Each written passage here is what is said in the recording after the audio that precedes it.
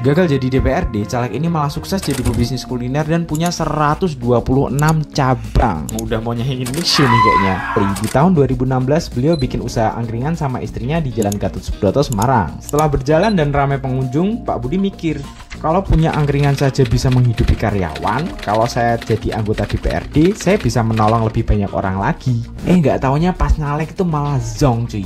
Gagal. Padahal udah terlanjur ngeluarin biaya kampanye yang nggak sedikit. Parahnya lagi, udah terlanjur ngutang di mana-mana buat biaya kampanye. Ngeri gak tuh? Pantesan aja banyak yang stres gara-gara gagal nyalek. Tapi beda cerita sama Pak Budi cuy. Pak Budi gak stres. Dia milih bangkit dari keterpurukan dengan ngurusin angkringan yang sempat ditinggal gara-gara fokus nyalek. Nah ini nih yang unik. Setiap malam kan Pak Budi sama istrinya jagain warung angkringan tuh. Setiap orang yang jajan di tempatnya ditanya, Pak, Bu, setiap keluar rumah biasanya nyari makanan apa? Terus kalau beli di warung, sukanya ambil sendiri atau dilayanin. Setelah nanyain kurang lebih 100 orang yang semuanya di list tuh sama Pak Budi dan dibikin ranking. Hasilnya, mayoritas dari mereka kalau keluar rumah belinya penyetan. Yang kedua, makannya lebih suka ambil sendiri, biar rasanya kayak di rumah daripada diambilin. Dan yang ketiga, mayoritas dari mereka suka 3 jenis sambal. Yang pertama tomat, hijau, dan sambal korek. Dari situlah awalnya Pak Budi buka warung bebek dan ayam goreng Mas Budi yang pertama kali di Jalan Gatot Subroto dengan konsep prasmanan. Supaya dagingnya bisa lembut dan juicy, menurut keterangan dari Pak Gita Patria Wardana selaku General Manager penyetan Mas Budi, cuma bebek yang dipotong pas tengah malam dari peternaknya, berumur maksimal 35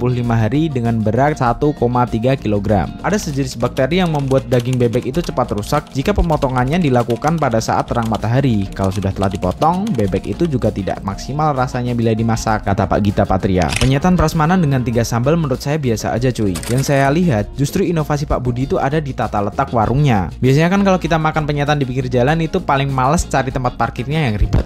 Apalagi kalau naik mobil. Belum lagi pelayanannya yang kadang lama, mau kencing harus mampir ke Indomaret, mau sholat juga harus bingung nyari musola. Belum lagi kalau apes kadang dapat lauknya yang agak basi. Dan kayak gitulah pokoknya. Jeniusnya Pak Budi, beliau bisa patahin experience menyebalkan dari jajan di warung penyetan dengan ciamik cuy. Di warung Pak Budi, parkirannya luas, mau parkir 10 pajero juga bisa cuy. Konsep bangunannya dibikin jarak antara atap dan lantainya itu agak tinggi dan nggak banyak penyekat. Jadi sirkulasi udara bisa jalan dengan baik dan rasanya itu adem meskipun tanpa AC. Tapi ya nggak sedingin kalau pakai AC juga dan nggak butuh waktu lama buat nungguin lauknya digoreng. Cepet pokoknya, pelayanannya tuh langsung luas. Dari cerita singkat ini yang bisa banget kita praktekin ke bisnis kuliner kita, mau kecil mau besar, adalah follow your customer. Anjir, so Inggris cok. Dari awal bikin, Pak Budi nggak asal-asalan melamun terus jeder.